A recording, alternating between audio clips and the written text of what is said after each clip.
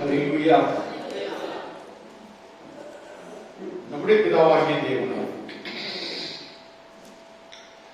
கர்த்தராகிய இயேசு கிறிஸ்துவினாலும் உங்கள் அனைவருக்கும் கிருபை இரக்கமும் சமாதானமும் உண்டாவதாக. ஆமென். ஹல்லேலூயா. ஹல்லேலூயா. வேளையில் சிந்திக்கும்படியாக தெரிந்து கொண்ட வேத வார்த்தை அப்போஸ்தலனாகிய பவுல் எபிரேயருக்கு எழுதின நிருபம் 3ஆம் அதிகாரம் 12ஆம் வசனத்தை நாம் வாசித்து தியானிக்கப் போகிறோம். Hebrews chapter 3 verse 12. சகோதரரே, ஜீவனுள்ள தேவனை விட்டு விலகுவதற்கு ஏதுவான அவிசுவாசம் உள்ள பொல்லாத இருதயம் உங்களில் ஒருவருக்கும் உள்ளும் இராதபடிக்கு நீங்கள் எச்சரிக்கையாயிருங்கள். அப்போஸ்தலனாகிய பவுல் பரிசுத்த ஆவியானவர் மூலமாக எபிரேய சபைக்கு மாத்திரமல்ல, இம்மானுவேல் சபைக்கும் வார்த்தையை கேட்கிறதான எல்லா விசுவாசிகளுக்கும் சொல்லக்கூடிய வார்த்தை, சகோதரரே சகோதரிகளே, ஜீவனுள்ள தேவனை விட்டு விலகுவதற்கு ஏதுவான அவிசுவாசம் உள்ள பொல்லாத இருதயம் உங்களில் ஒருவனுக்குள்ளும் இராதபடிக்கு நீங்கள் எச்சரிக்கையாயிருங்கள் என்று ஒரு எச்சரிப்பின் ஒரு செய்தி. நம்ம எல்லாரும் ஜீவனுள்ள தேவனை ஆராதிக்கிறோம். நம்முடைய ஆண்டவர் பரிசுத்தர், நம்முடைய ஆண்டவர் புகழப்படத்தக்கவர். நம்முடைய ஆண்டவரை போல ஒரு தெய்வம் உலகத்திலே வேறு இல்லை. நம்முடைய ஆண்டவர் இயேசு ஒப்பற்ற ஆண்டவர். நம்முடைய ஆண்டவர் அவர் தேவதூதர்களுக்கு ஒப்பானவர் அல்ல. தேவதூதர்கள் இவர்களுக்கு பணிவிடை செய்யும் ஆவிகளாக தான் காணப்பட்டார். நம்முடைய ஆண்டவர் இயேசு கிறிஸ்து எல்லா தேவர்களுக்கும் மேலான தேவன். இதே 3ஆம் அதிகாரம் முதல் 3 வசனங்களை நாம் வாசிக்கும் பொழுது அங்கு நாம் பார்க்கிறோம், மோசே தேவனுடைய வீட்டில் எங்கும் உண்மை உள்ளவனாய் இருந்தார் என்று சொல்லப்படுகிறது. அதே வேளையிலே மோசே தேவனுடைய வீட்டிலே பணிவிடைக்காரர். ஆனால் நம்முடைய ஆண்டவர் எப்படிப்பட்டவர் என்று நாம் பார்க்கும் பொழுது, நம்முடைய ஆண்டவர் அவர் நாம் அறிக்கை பண்ணுகிற அப்போஸ்தலர் பிரதான ஆசாரியமா இருக்கிற கிறிஸ்து இயேசுவை கவனித்து பாருங்கள் என்று அந்த 3:1 சொல்லப்படுகிறது. மோசேயை பார்த்து இவர் அதிக மகிமைக்கு பாத்திரர் என்று நம் அருமை இரட்சகர் இயேசு கிறிஸ்துவை குறித்து சொல்லியிருக்கிறார். அப்படியானால் நம்முடைய ஆண்டவர் இயேசு கிறிஸ்து அவர் புது உடன்படிக்கையில் மத்தியஸ்தராய் பிதாவிடத்தில் பிரவேசிக்கிறார் என்று, அவர் சீக்கிரம் வெளிப்பட போகிறார் என்று எபிரேயர் 9:15 முதல் 28 வரை உள்ள வசனங்களை வாசிக்கும் பொழுது நாம் பார்க்கலாம். நம்முடைய ஆண்டவர் மிக பெரியவர், ஜீவனுள்ள தேவன். நமக்காக சிலுவை சுமந்து நமக்காக ரத்தம் சிந்து மறித்து உயிர்த்தெழுந்த ஆண்டவராய் என்றென்றும் நம்மோடு கூட இருக்கிற ஆண்டவர். அந்த ஜீவனுள்ள தேவனை விட்டு விலகுவதற்கு ஏதுவான அவிசுவாசம் உள்ள பொல்லாத இருதயம். என்ன சொல்றாரு? பொல்லாத இருதயம். மனுஷனுடைய இருதயம் திருக்குள்ளதும் கேடுள்ளதுமாய் இருக்கிறது என்று வேதம் சொல்லுகிறது. இருதயம் தான் அநேக வேண்டாத காரியங்களை சிந்தித்து, வேண்டாத காரியங்களை யோசித்து, வேண்டாத அநேக காரியங்களுக்கு இடம் கொடுத்து இந்த இருதயமானது அசுத்தமாகி போய்விட்டது என்றால் ஆண்டவர் குடியிருக்கிற இருதயமாக அது காணப்படாது. ஜீவனுள்ள ஆண்டவராய் இயேசு கிறிஸ்து நமக்குள்ளே உலாவி நமக்குள்ளே வாசம் செய்து நம்முடைய தேவனாய் இருக்கிறார். நாம் அவருடைய வீடுகளாய் இருக்கிறோம், அவருடைய பிள்ளைகளாக இருக்கிறோம் என்று வேதம் சொல்கிறது. அப்படி இருக்கும் பொழுது இந்த இருதயம் பொருளாதாய் காணப்பட்டால் ஆண்டவர் நம்மோடு கூட இருக்க மாட்டார். அவிசுவாசத்துல பொல்லாத இருதயம் உங்களுக்கு ஒருவனுக்கும் இராதபடி நீங்கள் எச்சரிக்கையாக இருங்கள் என்று சொல்லுகிறார். எந்த எச்சரிக்கையோடு இருக்கக்கூடிய காலத்தில் மாய உலகத்தை வாழ்ந்து கொண்டிருக்கிறோம். விளக்கி சொல்லலாம், அங்க பைபிள் வாசிக்கிறோம், ஜெபம் பண்றோம், நாங்க பெண்கள் ஜெபிக்கிறதுக்கு பெண்களாகி நாங்கள் ஒழுங்கா வரோம். ஆண்களும் பெண்களும் நாங்க வியாழக்கிழமை பைபிள் ஸ்டடிக்கும் வெள்ளிக்கிழமை உபாச கூட்டத்திலையும் வந்து கலந்து கொள்கிறோம். இன்னைக்கு சொல்லலாம், சிலவங்க சொல்லக்கூடிய தகுதி சிலவர்களுக்கு இருக்கலாம். வந்து வராமல் விட்டுவிட்ட எத்தனையோ பேர் உண்டு. அதே வேளையில் நாம் இப்பொழுது பார்க்க போகிறோம், இயேசுவோடு கூட நடந்தவர்கள், இயேசுவோடு கூட இருந்தவர்கள், இயேசுடைய ஊழியத்திலே பங்கு பெற்றவர்கள், இயேசு செய்த அற்புத அதிசயங்களை கண்டவர்கள், இயேசுவிடத்திலே ஆலோசனை பெற்றவர்கள், ஆண்டவர் சொன்ன எல்லா காரியங்களையும் செய்த ஆத்துமாக்கள் ஆண்டவர்கள் இருந்தார். ஆண்டவர் சீஷர்களை முதலாவது ஆண்டவர் தெரிந்து கொண்டார். எத்தனை சீஷர்கள்? சத்தமா 12 சீஷர்கள். 12 சீஷர்களும் ஆண்டவருக்கு உண்மையும் உத்தமமா இருந்தாங்களா? 12 சீஷர்கள் யார் ஆண்டவருக்கு விரோதமாக செயல்பட்டாங்க? யார் ஆண்டவர்கிட்ட விட்டு போனாங்க? சொல்லுங்க. யூதாஸ். சரி, நமக்கு தெரிஞ்சதெல்லாம் யூதாஸ். இன்னொருத்தரும் உண்டு, பேதுரு, மறுதலித்தவர், ஒருத்தன் துரோகி. வேதம் சொல்கிறது, லூக்கா சுவிசேஷம் 6ஆம் அதிகாரம் 16வது வசனத்திலே நீங்கள் வாசி பார்க்கிறீர்கள் என்று சொன்னால் 6:16 லூக்கா எழுதின, மருத்துவராகிய லூக்கா எழுதின இந்த சுவிசேஷத்திலே மிக தெளிவாக எழுதியிருக்கிறார். யாக்கோபின் சகோதரனாகிய யூதா துரோகியான யூதாஸ்காரியத்தை குறித்து 2 பேர் வருது. ஒன்னு யூதா, இன்னொன்னு யூதாஸ்காரியத். துரோகியான யூதாஸ்காரியத் சொல்றார். இன்னும் மற்றுள்ள சுவிசேஷங்களை நீங்க பாத்தீங்கன்னா காட்டி கொடுத்த யூதாஸ் என்று வரும்.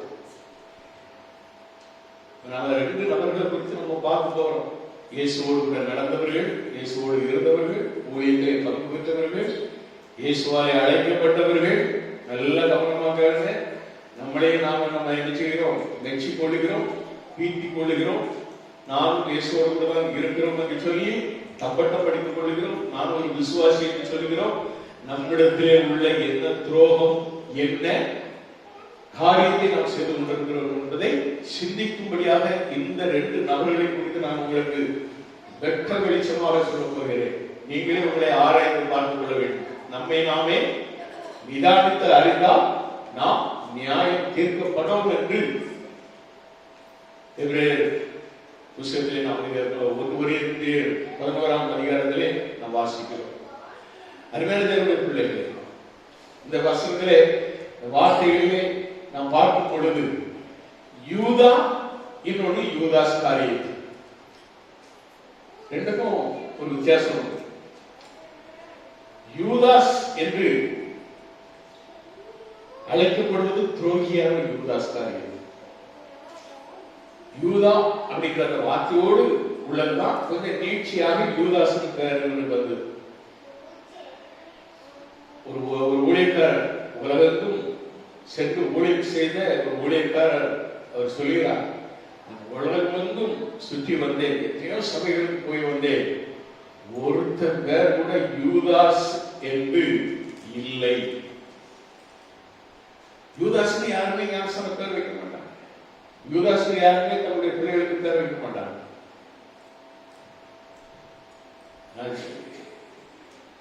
அவர் சொன்ன வார்த்தை. அப்போ யூதாஸ் என்பது துரோகி. அந்த துரோகியுடைய பேரை யாருமே வைக்க மாட்டாங்க. யூதான்னு வைப்பாங்க.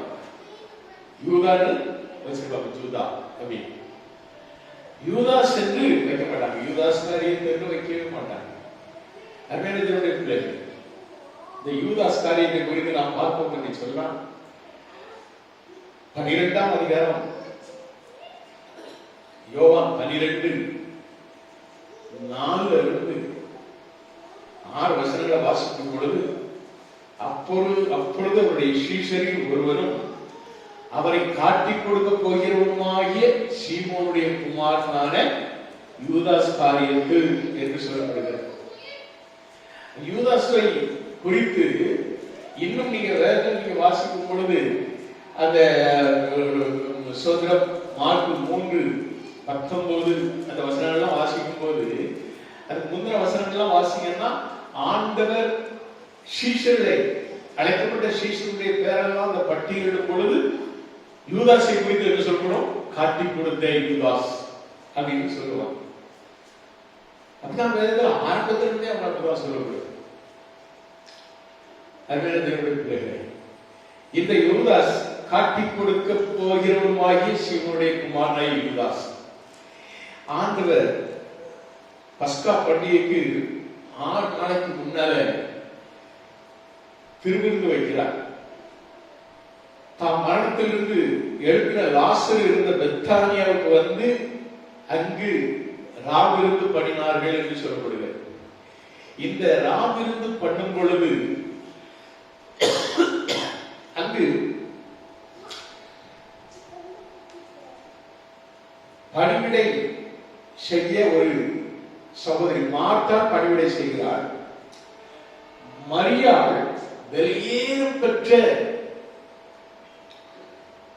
களங்கமில்லாத நளதம் என்னும் தைலத்தில் ஒரு ராத்தல் கொண்டு வந்து அதை இயேசுவின் பாதங்களை பூசி தன் தலைமையினால் அவருடைய பாதங்களை துடைத்தால் அந்த வீடு முழுவதும் தைலத்தில் பரிமளத்தினால் நிறைந்தது என்று சொல்லி பார்க்கிறோம்.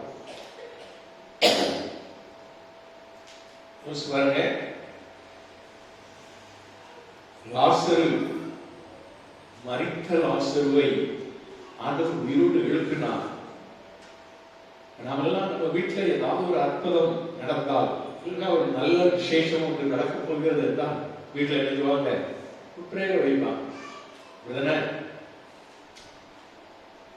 சொல்லுங்க வாய்ப்பு நாம என்ன இல்லையா? அல்லேலூயாவா இல்லையா? நீங்க எங்க கூப்பிடுறீங்க? சரி, கர்த்தருக்கு ஸ்தோத்திரம். ஆனா அந்த நாள்ல ஆண்டவர் செய்த அந்த அற்புதத்திற்கு ஆண்டவரை அழைத்து விருந்து வைக்கிறாங்க. அந்த விருந்துல சீஷர்கள் எல்லாரும் பங்கு பெறுறாங்க. அப்படி சீஷர்கள் பங்கு பெறும் அந்த வேளையில் தான் இந்த சகோதரி மரியாள் அவ எழுதுகிறான். ஆண்டவருடைய பாதத்தை தன்னுடைய தான் கொண்டு வந்த நளதம் என்று சொல்லக்கூடிய தைலத்தினாலே பூசி கால்களை கழுவி கண்ணீராலே கழுவி தலைமுடியாலே துடைத்துக் கொண்டு அவள் அழுது கொண்டிருக்கிறார். இதை பார்த்த இந்த சீமோ என்ன சொல்றான் தெரியுமா? சீமோனுடைய குமாரனாகிய யூதாஸ் காரியத்தை என்ன சொல்றான்?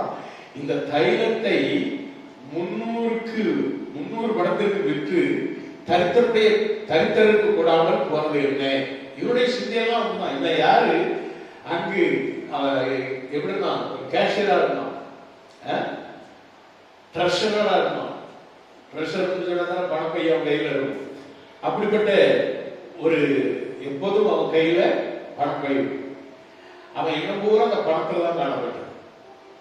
அநேகர் தன்னுடைய வாழ்க்கையை பணம் பணம் பணம்னு சொல்லிக்கொண்டே அவைகிற எத்தனை பேரும் கடவுளை தேடாதபடி வெறும் பணத்திற்காக உன்னுடைய உழைப்பை செலுத்தினால் அந்த பணத்தாலே உனக்கு ஒன்றும் லாபம் இல்லை. இந்த யூதாஸ் பணத்தை அவனுடைய எண்ணம் பணத்தில் இருந்தது. ஐயோ இவ்வளவு நடந்து சொல்லக்கூடிய இந்த தைலத்தை காலில் வந்து தரையில வந்து ஐயோ இதை வித்தா இன்னும் பணம் பெறுமே அப்படின்னு சொல்லிட்டு அவன் அடுத்த வசனம் சொல்கிறது, அவன் தரித்திரரை குறித்து கவலைப்பட்டு இப்படி சொல்லாமல் அவன் திருடனானபடியினாலும் பணப்பையை வைத்துக் கொண்டு அதிலே போடப்பட்டதை சுமக்கிறவரானபடினாலும் இப்படி சொன்னான் என்று சொல்லப்படுது. யூதா லூக்கா மிக தெளிவாக இவனை குறித்து துரோகி என்று எழுதினார். யோவான் எழுதும் பொழுது இவனுடைய உள்ளத்தையும் சேர்த்து எழுதுகிறார். இவன் திருடன், பணப்பையை வைத்துக்கிட்டு எழுதினான், அதை சுமந்துட்டு அலைதான். ஆனால் இயேசு சொல்கிறார், அப்பொழுது இயேசு இவளை விட்டுவிடு, என்னை அடக்கம் பண்ணும் நாளுக்கு இதை வைத்திருந்தார். தரித்திரர் எப்பொழுதும் உங்களிடத்தில் இருக்கிறார்கள், நான் எப்பொழுதும் உங்களிடத்தில் இரேன் அப்படின்னு சொல்லி சொல்றார். அருமையான தேவனுடைய பிள்ளைகள், ஆண்டவர் சொன்ன வார்த்தையா இருக்கா? இவ்வளவுக்கு என்னுடைய மரண நாளுக்கு என்று விழுந்த காரியத்தை செய்கிறார். ஆண்டவர் அப்பவே சொல்றாரு, தன்னுடைய சிலுவை மரணத்தை குறித்து ஆண்டவர் வெளிப்படுத்துறாரு. ஆனா இவன் இந்த யூதாஸ் என்ன பண்றான்? அப்படியா நீர் சொல்கிறா, சரி நான் ஒண்ணு பண்றேன் அப்படின்னு சொல்லிட்டு அவன் என்ன பண்றான்? லூக்கா சோதரம் யோவான் 13:2 நம்ம வாசிக்கும் பொழுது யூதாசை குறித்து சொல்லப்படுகிறது. சீமோனின் குமாரனாகிய யூதாஸ் காரியத்துக்கு அவரை காட்டி கொடுக்கும்படி பிசாசார்கள் அவன் இருதயத்தை தூண்டின பின்பு அவர்கள் போஜனம் பண்ணி கொண்டிருக்கையில் ஆண்டவர் எல்லா சீசரையும் கூப்பிட்டு அவங்களுடைய பாதங்களை கழுவி அவங்கள என்ன செய்யறாரு? அவர்களுக்கு திருவிருந்து கொடுக்கிறார். இதுதான் திருவிருந்து கொடுக்கிற காரியம். அப்பொழுது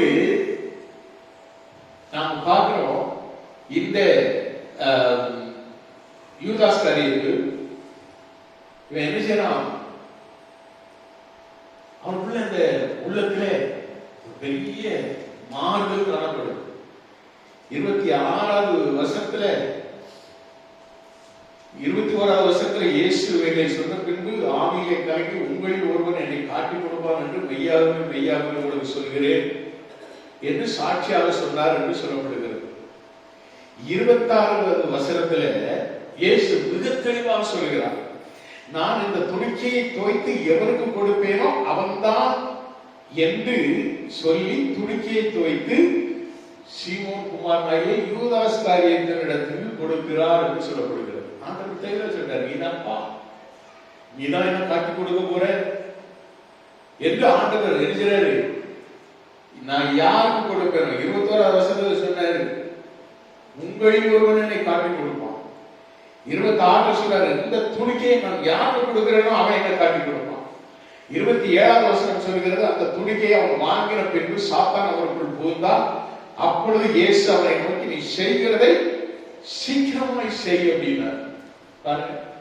கூட இருந்தவன், ஆண்டவர் செய்த அற்புத அதிசயங்கள் எல்லாம் பார்த்தவன், அவனுக்குள்ளே இப்ப ஆண்டவரை காட்டி கொடுக்கும் ஒரு எண்ணம் வந்துச்சு. வேதம் இந்த வேளையிலே எச்சரிக்கிறது, இப்படிப்பட்ட பொல்லாத இருதயம் உங்களில் இல்லாதபடிக்கு நீங்கள் எச்சரிக்கையாயிருங்கள்.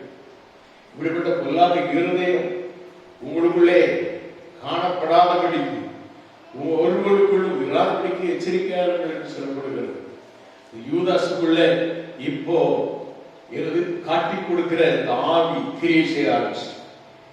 இப்ப நம்ம பார்க்கிறோம், அவன் 29வது வசனத்துல வாசிக்கும் பொழுது யூதாஸ் பணப்பையை வைத்துக் கொண்டிருக்கிறபடினால் அவன் போய்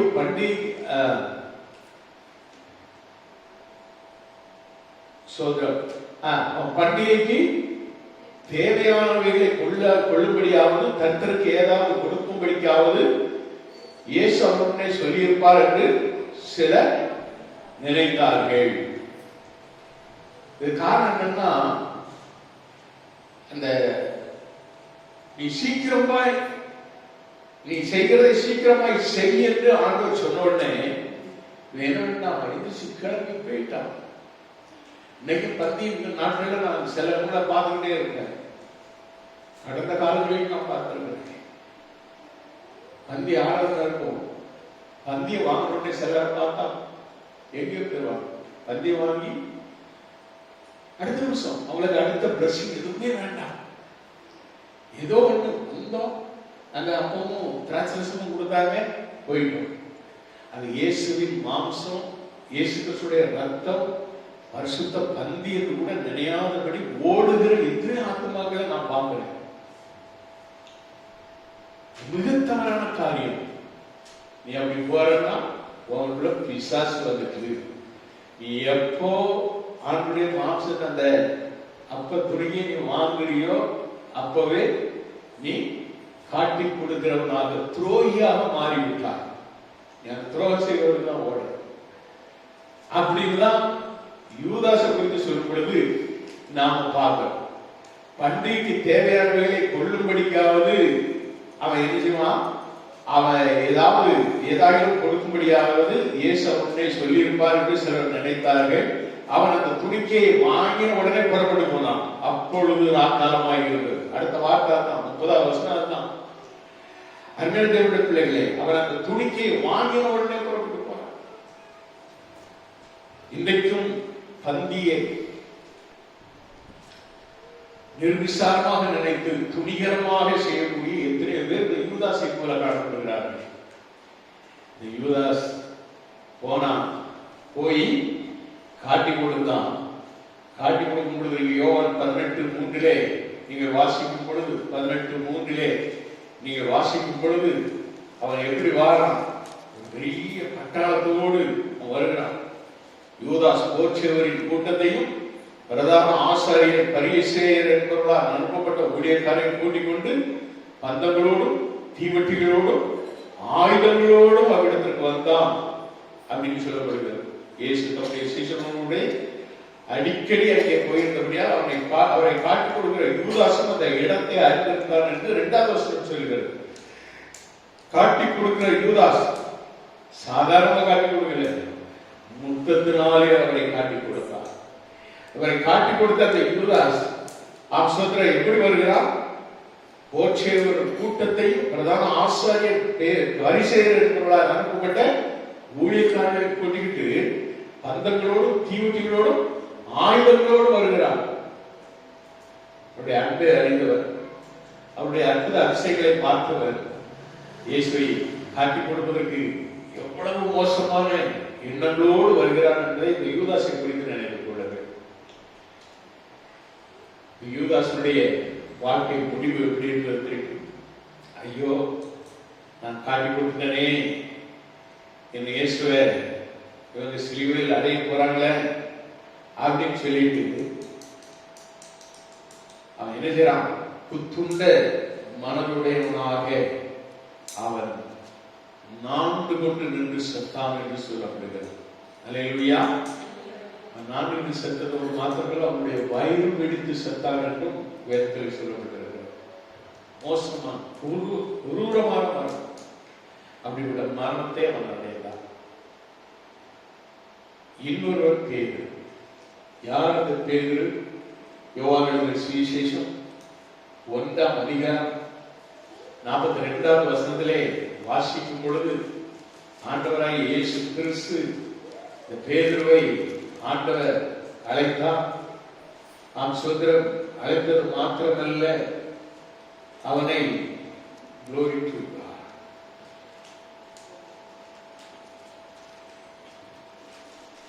யோவான் 1:42 வாசிக்கும் பொழுது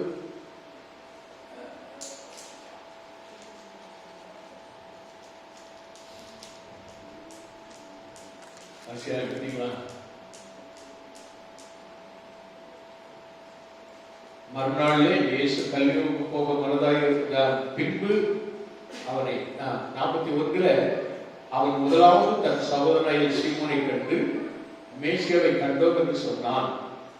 யாரு? சீமோன் பேதுருவின் சகோதரனாகிய அந்திரேயா என்பவன். மேசியாவை கண்டோம் என்று சொன்னான். மேசியா என்பதற்கு கிறிஸ்து என்று அர்த்தமா. பின்பு அவனை இயேசுவிடத்தில் கூட்டிக் கொண்டு வந்தான். இயேசு அவனை பார்த்து, நீ யோனாவின் மகனாகிய சீமோன், நீ கேபா எனப்படுவாய் என்றார். கேபா என்பதற்கு பேதுரு என்று அர்த்தமா. கேபா அப்படின்னு சொன்னா பாறை என்று இன்னொரு அர்த்தம். பிரைஸ் காட், அல்லேலூயா. கேபா என்று சொல்லப்பட்டால் என்னது? பாறை, வைராக்கியம் உள்ளவர். பேருடைய வாழ்க்கையிலே நீங்க பாக்க எல்லாம் கேட்டு இருக்கீங்களா? கதை சொல்ற மாதிரி நினைக்க வேண்டாம், சத்தியம் பேசப்படுகிறது. இந்த பேதுரு இயேசுவோடு கூட நடந்தவர். இயேசுடைய அழைப்பை மத்தேயு 4:18 நான் வாசிக்கும் பொழுது அங்கு நாம் பார்க்கிறோம். மத்தேயு சுவிசேஷம் எடுத்துக்கொள்ளுங்க. மத்தேயு 4:18 நான் வாசிக்கும் பொழுது இயேசு கலிலேயா கடலோரமாய் நடந்து போய் மீன் பிடிக்கிறவர்களாக இருந்து 2 சகோதரராகிய பேதுரு என்னப்பட்ட சீமோனும் அவர் சகோதரன் அந்திரேயாவும் கடலில் வலை போட்டுக் கொண்டிருக்கிற போது அவர்களை கண்டு, என் பின்னே வாருங்கள், உங்களை மனுஷரை பிடிக்கிறவர்களாகுவேன் என்று ஆண்டவர் ஒரு வாக்கோடு கூட அழைக்கிறார். 10ஆம் அதிகாரம் 2ஆம் வசனத்திலே நான் வாசிக்கும் பொழுது, மத்தேயு 10:2 நான் வாசிக்கும் பொழுது அங்கு நாம் பார்க்கிறோம், அந்த 12 அப்போஸ்தலருடைய நாமங்களாவன முந்தினவன் பேதுரு எனப்பட்ட சீமோன். அல்லேலூயா. இந்த பேதுருனா சீஷர்களுக்குள்ளே முந்தினவன் என்று அழைக்கப்படுகிறவர். அவனுக்கு ஒரு ஃபர்ஸ்ட் இடம் அவனுக்கு கிடைக்கிறது. அப்படிப்பட்ட பேதுரு லூக்கா 8:51 நான் வாசிக்கும் பொழுது, லூக்கா 8ஆம் அதிகாரம் சீக்கிரமா எடுத்து வாசிமா நினைக்கிறது.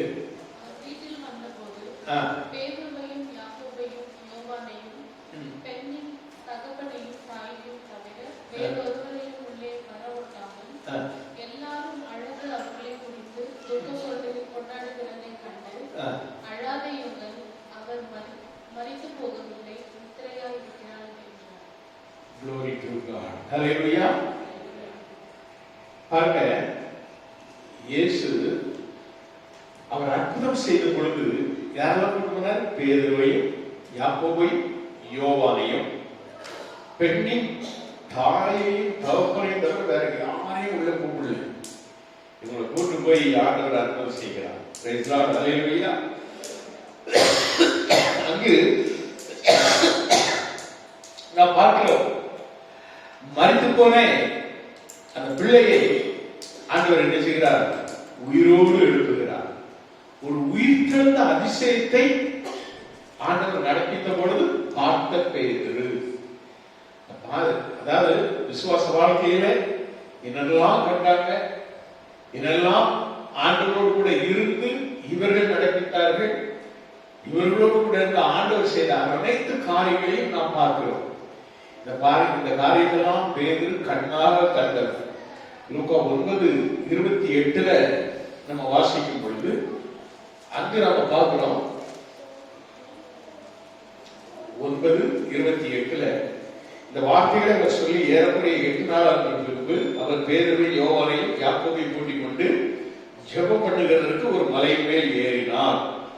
அங்குதான் பார்க்கிறோம், அவர் ஜெபம் பண்ணுகையில் அவருடைய முகம், அவருடைய ரூபம் எப்படி இருந்தது? முக ரூபம் மாறிட்டு அவருடைய வஸ்திரம் வெண்மையாக பிரகாசித்தது. அன்னியும் மோசே எலியா என்னும் 2 பேரும் மைமையோட காணப்பட்டு அவரோட சம்பாஷணை பண்ணினார்கள். அவர் எருசலேமிலே நிறைவேற்றப் போகிற அவருடைய மரணத்தை குறித்து பேசிக் கொண்டிருந்தார்கள். அப்படிங்கிறத நம்ம பார்க்கிறோம். இதெல்லாம் பார்த்துக்கிட்டு இருந்த பேரு மறுரூப காட்சி. ஆண்டவருடைய மறுரூபம், முக ரூபம் எல்லாம் மாறிட்டு அவர் மோசையோட எலியோடு பேசிக்கிட்டு பார்க்கிறான். பார்த்துட்டு அந்த வேலையில அவன் எப்படி இருந்தான்னா, பேரும் அவரோடு இருந்தவர்கள் நித்திரை மயக்கமாக இருந்தார்கள். ஒரு விதத்தில் நித்திரை மயக்கம். இன்னொரு பக்கத்துல கண் அப்படியே கண் இப்படி முடிச்சுக்கிட்டு தான் இருந்ததோட நித்திரை மயக்கம் தான். ஆனா இதெல்லாம் அந்த காட்சியெல்லாம் பார்க்கிறோம். மாத்திரமல்ல அவன் அதுக்கு அடுத்தாக்க நீங்க பாத்தீங்கன்னா 35வது வசனத்துல சொல்லப்படுகிறது, அப்பொழுது இவர் என்னுடைய நேசகுமாரன், இவருக்கு செவிடுங்கள் என்று மேலிருந்து ஒரு சத்தம் உண்டாயிது. அந்த சத்தம் உண்டாகையில் இயேசு ஒருவரே காணப்பட்டார் என்று நாம் வாசிக்கிறோம். இங்க நம்ம இப்படிலாம் பார்க்கிறோம். இந்த காட்சியை பார்த்த உடனே பேதுரு என்ன சொல்றாங்க தெரியுமா? 33வது வசனத்துல அவரை விட்டு இருவரும் அவரை விட்டு பிரிந்து போய் பேதுரு இயேசுவை நோக்கி, ஐயரே, நாம் இங்கே இருக்கிறது நல்லது. உமக்கு ஒரு கூடாரமும் மோசைக்கு ஒரு கூடாரமும் எலியாவுக்கு ஒரு கூடாரமாக 3 கூடாரங்களை போடுவோம் என்று தான் சொல்லுகிறது இன்னதற்கு அறியாமல் சொன்னான். பிள்ளைகள் ஆண்டவருக்கு ஆலோசனை கொடுக்க ஆரம்பிச்சான். இப்ப அவனுக்குள்ள ஒரு ஸ்பிரிட் ஆண்டவருக்கு ஆலோசனை கொடுக்க ஆரம்பிச்சு அவன் இப்ப எழுதுறான். ஒரு எமோஷனலா இந்த வார்த்தையெல்லாம் பேச ஆரம்பிச்சான். மத்தேயு 15:15 நாம் வாசிக்கும் பொழுது அங்க நாம் பார்க்கிறோம், பேதுரு ஆண்டவரிடத்தில் ஒரு விளக்கம் கேட்பார். அப்பொழுது பேதுரு அவரை நோக்கி, இந்த ஓமையை எங்களுக்கு வெளிப்படுத்த வேண்டும். ஆண்டவர் ஓமையோடு கூட பேசிக்கிட்டு இருக்கிறார். வந்திருக்கிற ஜனங்கள் எல்லாரோடும் ஆண்டவர் ஓமையினாலே பேசுகிறார். ஆண்டவர் ஓமையோடு பேசுகிற அந்த வார்த்தையை இவருக்கு புரியல உடனே ஆண்டவர் பார்த்து கேட்கிறான், விளக்கம் கேட்கிறான். அவருடைய நல்ல காரியத்தையும் நாம இதுல பார்த்துட்டே வரோம். சில காரியம் ஆண்டவருக்கே ஆலோசனை சொல்லும் அளவிற்கு அவருடைய புத்தி போகிறது. இன்னொரு பக்கத்திலே ஆண்டவர்களை விளக்க கேட்கிறான். இன்னொரு இடத்துல நம்ம பார்ப்போம் சொன்னா 16 மத்தேயு 16:16 நீங்க பாப்பீங்கன்னு சொன்னா அவன் சொல்லுவான், ஆண்டவரே, நீர் ஜீவனுள்ள தேவனுடைய குமாரனாகிய கிறிஸ்து என்று ஒரு வெளிப்பாடு அவனுக்கு உண்டு. வெளிப்பாடும் அவனுக்கு கிடைத்தது. ஆண்டவர் கேட்கிறார், நீங்கள் என்னை யார் என்று சொல்லுகிறீர்கள் என்று ஆண்டவர் இயேசு கேட்ட பொழுது சீமோன் பேதுரு பிரயத்தனமாக நீர் ஜீவனுள்ள தேவனுடைய குமாரனாகிய கிறிஸ்துன்னு சொல்றார். உடனே ஆண்டவர் அவனை பார்த்து சொல்றாரு, நீ பாக்கியவான், மாம்சமும் ரத்தமும் இதை உனக்கு வெளிப்படுத்தவில்லை, பர்வத்தில் இருக்கிற பிதாவை உனக்கு வெளிப்படுத்தினார் என்று அவனிடத்தில் இருந்த ஒரு நல்ல குணத்தை ஆண்டவர் மேன்மைப்படுத்தி சொல்றார். இந்த வார்த்தை அவனுக்குள்ள வந்த உடனே அவனுக்குள்ள ஒரு பெரிய ஒரு என்னது வந்தது, ஒரு ஆவிக்குரிய பெருமை என்ன வந்து பெருமை வந்து ஆண்டவர் சொல்றாரு 19 அதிகாரத்துல 19 வருஷத்துல 16-19 சொல்றாரு, பரலோக ராஜ்யத்தின் திறவுகளை நான் உனக்கு தருவேன். பூலோகத்திலே நீ கட்டுகிறது எதுவோ அது பரலோகத்தில் கட்டப்பட்டிருக்கும், பூலோகத்திலே நீ கட்டவிழ்த்தது எதுவோ அது பரலோகத்திலும் கட்டவிழ்க்கப்பட்டிருக்கும் அப்படின்னு சொல்லி, அப்பொழுது தாம் கிறிஸ்துவாகிய இயேசு என்று ஒருவருக்கு சொல்லாதபடிக்கு தம்முடைய சீஷர்களுக்கு கட்டளையிட்டார் அப்படின்னு சொல்லப்படுது. அதுக்கு பிறகு ஆண்டவர் சொல்றாரு, தாம் எருசலேமுக்கு போய் மூப்பராலும் பிரதான ஆசாரியர்களாலும் வேதபாரகராலும் பல பாடுகள் பட்டு கொலை உண்டு 3ஆம் நாளில் எழுந்திருக்க வேண்டும் என்பதை தம்முடைய சீஷர்களுக்கு சொன்னார்.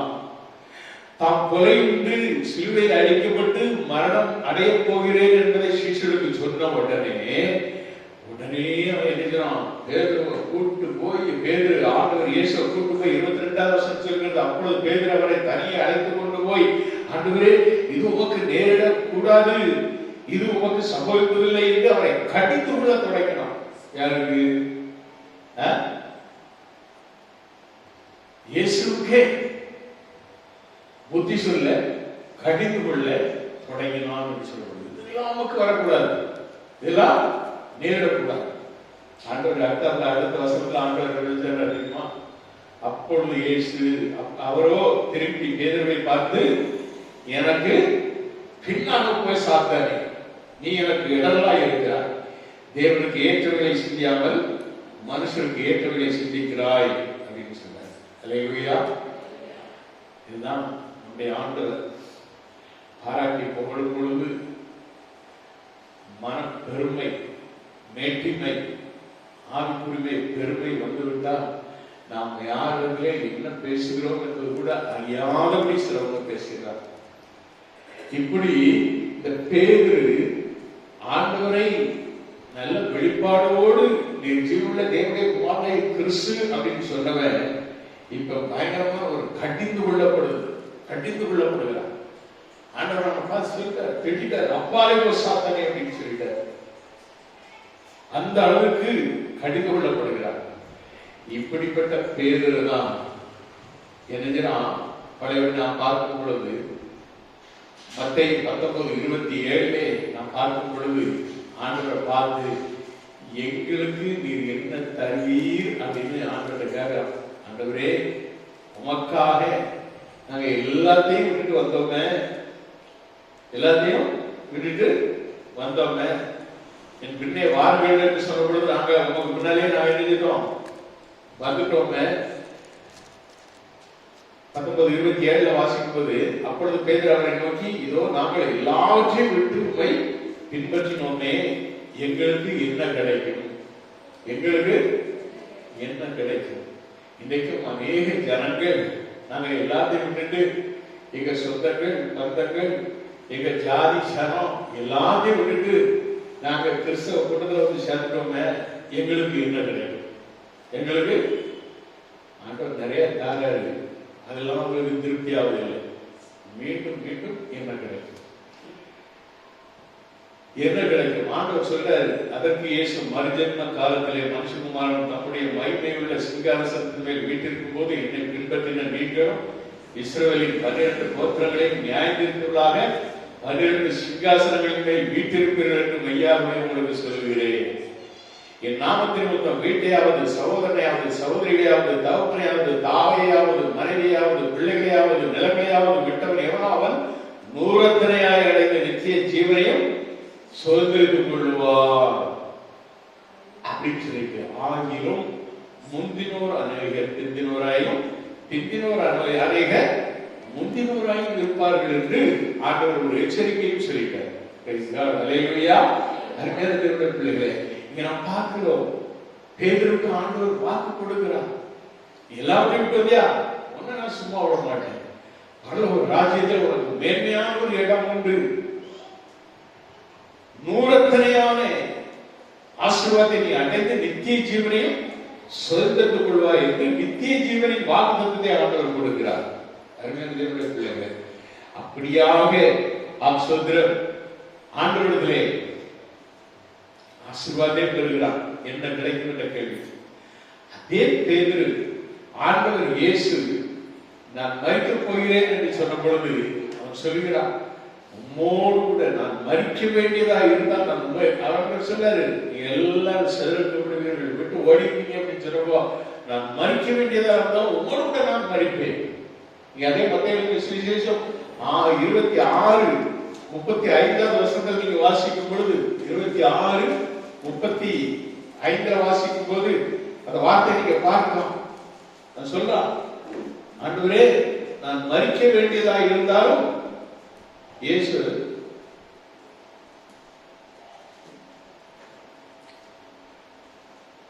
33 பேதுரு அவருக்கு பிரயத்தனமாக 9 நிமித்தம் எல்லாரும் இடர்கள் அடைந்தாலும் நான் ஒரு காலம் இடர்கள் அடையேன் என்றார்.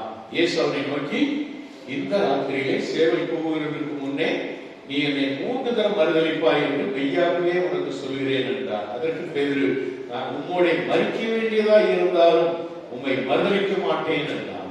அல்லேலூயா. அடுத்த வார்த்தை சொல்றது, எல்லா சிஷ்யனும் அப்படி சொன்னாங்க. பேதுரு அந்த வார்த்தையை சொன்னான். ஆண்டவர் சொன்னாரு, இன்றைக்கு நீ என்ன செய்வா, ராத்திரியில சேவை கூறுவதற்கு முன்னே நீ என்னை 3 தரம் மறுதலிப்பாய். ஆண்டவர் இயேசுவை பிடிச்சு போறாங்க, அரண்மனைக்கு கூட்டு போறாங்க. அங்க நியாய விசாரிக்கிறதை இவரும் போய் பார்க்கணும்னு பின்னாலே போறான்.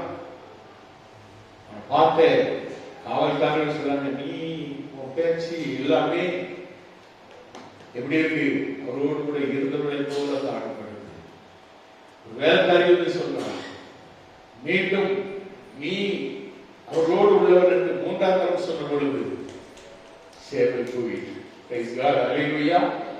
3 தரம் மறுதலித்த பேச்சு, 3 தரம் மறுதலித்த பேச்சு. ஆண்டவருக்கு பேதுருவே சும்மா விடல. நல்ல ஞாபகம், துரோகம் செய்தால் ஆண்டவர் உனக்கு ஒரு பொழுதும் இறங்கவே மாட்டார். இயேசுவை நீ காட்டி கொடுக்கிற ஒரு விசுவாசியாக இருந்தால் ஒரு பொழுதும் உனக்கு மன்னிப்பு கிடையாது. வாழ்க்கை, உன்னுடைய மரணம் எல்லாம் அதோகதியா இருக்கு. ஆனால் மறுதலித்த பேதுருவை ஆண்டவர் தேடி வருகிறார். அவருடைய பின்மாற்றத்தை நாம் பார்க்கிறோம். யோவான் சுவிசேஷத்திலே நாம் பார்க்கும் பொழுது 21:3 நாம் பார்க்கிறோம். நான் மீன் பிடிக்க போகிறேன்னு அவன் சொல்லும் பொழுது அவனோடு கூட இருந்த சீஷரும் நானும் வாரணும் சொல்லி சொல்லுவாங்க. இவனுடைய பின்மாற்றம் மற்ற சீஷர்களையும் பின்மாற வைத்தது. ஒரு பின்மாற்றக்காரனாக இருந்தான். ஆண்டவரை இயேசுவை மறுதலித்தான். நான் அவரை அறியேன் என்று மறுதலித்தான். இன்னொரு பக்கத்திலே பின்மாற்றம் அடைந்தார். ஆனாலும் இயேசு அவனை தேடி வந்தார். பிரைஸ் தி லார்ட், அல்லேலூயா.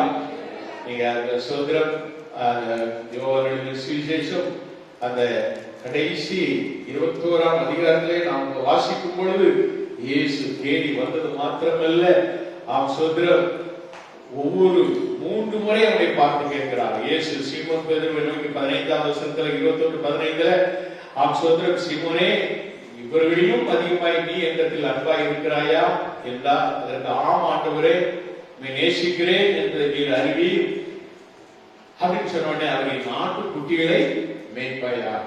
முதல் ஊழியம் என்னது? முதல் ஊழியம் என்னது?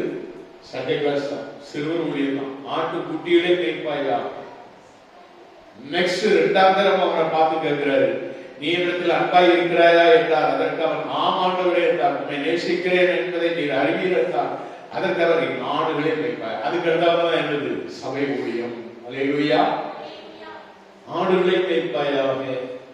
3ஆம் தடவை அவர் சொல்றாரு, நாடுகளை மேய்ப்பாயாக அப்படின்னு சொல்லிட்டு உறுதியாக 3 முறை சொன்ன உடனே சோதரம் அவனை குறித்து சொல்லுகிறார். சோதரம், நீ இளவயதில் உள்ளவனாய் இருந்தபோது உன்னை நீயே அடைக்கட்டி கொண்டு உனக்கு இஷ்டமான இடங்களிலே நடந்து தெரிந்தாய். நீ முதிர் வயது உள்ளவனாகும் போது உன் கைகளை நீ நீட்டுவாய், வேறொரு அறையை கட்டி உனக்கு இஷ்டமில்லாத இடத்துக்கு உன்னை கொண்டு போவான் என்று மெய்யாகவே மெய்யாகவும் சொல்கிறேன் என்று அவனுடைய மரணத்தை குறித்து ஆண்டவர் சொல்கிறார். எப்படி மறிக்க போகிறார்? இரத்த சாட்சியாக பேதுரு மரணம் இருந்தது. மறிக்கும் பொழுது பேதுரு என்ன சொன்னா தெரியுமா? என்னை இயேசு மாதிரி நேர சிலுவையில் அறையாருங்க, என்ன தலைகீழான சிலுவையில் அறைங்கன்னு சொல்லி ஒப்பு கொடுத்தான். பிரைஸ் தி லார்ட், அல்லேலூயா. அவ்வளவு நினைக்கும் ஆண்டவருக்காக. அவருடைய ஒரே பிரசங்கத்துல 3000 பேர் ரட்சிக்கப்பட்டாங்க. 2வது பிரசங்கத்துல 5000 பேர் ரட்சிக்கப்பட்டாங்க. அந்த அளவுக்கு ஆண்டவர் அவரை பயன்படுத்தினார். ஒரு காலம் நீ ஆண்டவருக்கு துரோகம் செய்ய, ஒருவேளை நீ மந்திரித்து போயிருக்கலாம், பின்மாறி போயிருக்கலாம். உன் பாவங்களை நீ அறிக்கையிடு. உன் பாவங்களை மன்னித்து உன்னை ஆண்டவர் மகிமைப்படுத்த அவசியம் உள்ளவராக இருக்கிறார். ஆண்டவரே, திசை தெரியாமல் கெட்டு போய்விட்டேனே, என்னை மீண்டும் உடைய பிள்ளையாக ஏற்றுக்கொள்ளும் என்று ஆண்டவரில் கேளுங்க. ஆண்டவர் தான் சொல்றார், உங்களை பொல்லாத இருதயம் உடைய சோதரம் எபிரேயர் 3:12 சொல்வது போல அவிசுவாசம் உள்ள பொல்லாத இருதயம் உங்களில் ஒருவருக்குள்ளும் இராதபடிக்கு நீங்கள் எச்சரிக்கையா இருங்க.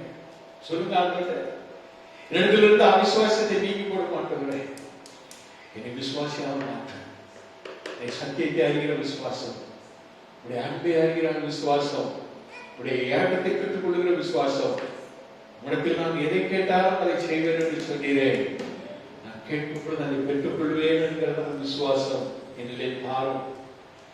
நான் பரிசுத்த ஜீவியம் செய்ய வேண்டும், என்னுடைய வாழ்க்கை பரிசுத்தமாக மாற வேண்டும். ஆண்டவரிடத்தில் கேளுங்க. பொல்லாதவர்களாகிய நீங்கள் உங்கள் பிள்ளைகளுக்கு நல்ல ஈவுகளை கொடுத்து அறிந்திருக்கும் போது பரமபிதா அவருடைய நீங்க கேட்கும் பொழுது என்ன செய்வாரு? நல்ல ஈவுகளை கொடுப்பது அதிக நிச்சயம் அல்லவா என்று சொல்லப்படுகிறது. பரமபிதா சோதரம் வேண்டியது உனக்கு வேண்டிய மட்டும் இன்னும் தருவேன் வசனத்துக்கு ஒரு சகோதரர் ஒரு வார்த்தை போட்டிருந்தார். எனக்கு அந்த வார்த்தை பார்க்க உடனே பகிர்ந்து ஏன் தெரியுமா, அந்த வார்த்தை ஒரு எமோஷனோட அவர் போட்டிருக்காரு. ஆண்டவர்கிட்ட பிச்சை கேட்க வேண்டாம். ஆண்டவர்கிட்ட நாம கேட்காம யார்கிட்ட கேட்க போற சொல்லுவோம், நம்முடைய ஆண்டவர்கிட்ட தான் கேட்கிறோம். பிள்ளைகள் தகப்பனத்தை கேட்கும், தகப்பனத்தை கேட்கறது பிச்சையாக. அல்லேலூயா. தகப்பனத்தில் உரிமையோடு கேட்கிற வார்த்தை என்ன வேணாலும் கேட்கலாம், எது வேண்டுமானாலும் கேட்கலாம். தருவதும் தராதும் தேவனுடைய சித்தம். Price Lord. அல்லேலூயா. கேட்கிறீங்களா? தருவதும் தராதும் தேவனுடைய சித்தம். ஆண்டவருக்கு பிரியமானதை நாம் கேட்டால் உடனே தருவார், பிரியம் இல்லாத கேட்டால் தரமாட்டார். அதுதானே நீங்களும் அதுதான் வேதம் சொல்கிறது. பொல்லாதவர்களாகி நீங்கள் ஆண்டவர்களை கேளுங்க. ஆண்டவரே, இந்த பொல்லாத இருதை அவிசுவாசமுள்ள பொல்லாத இருதை என்னிடத்திலிருந்து எடுத்து போடும்.